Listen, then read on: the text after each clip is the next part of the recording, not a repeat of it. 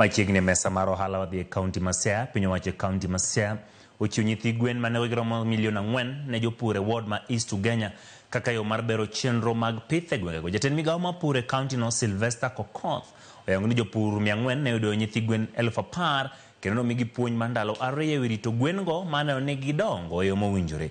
Jatelo ne otin gi jatelo maduong' e migawo mar pur Elizabeth Adongo kod MC ma East Ugenya Fredrick Omoro mane ogolo kwayo ne migawo mar pur no mondo chiw puonj ne jopur e wi pith kod chiwo chiemo e yo mowinjore.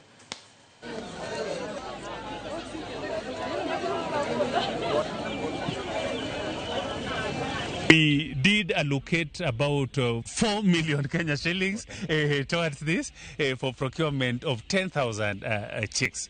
With these 10,000 chicks, assuming that we want to offload them or to sell them after 5 or 6 months, then by December, from the investments we are putting out today, we'll be able to bring back about 10 million Kenya shillings. Poultry is a key value chain.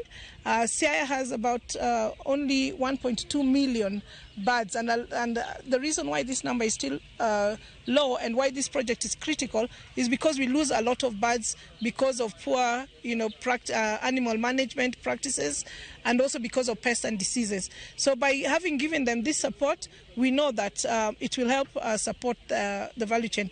I would also want to urge through the County Department of Agriculture that I would now want to see a scenario where the extension officers will now be roaming around visiting these groups, enlightening the groups over poultry farming and other impediments that would come thereof. Nimefurahia sana jinsi MCA wetu ametupea kuku.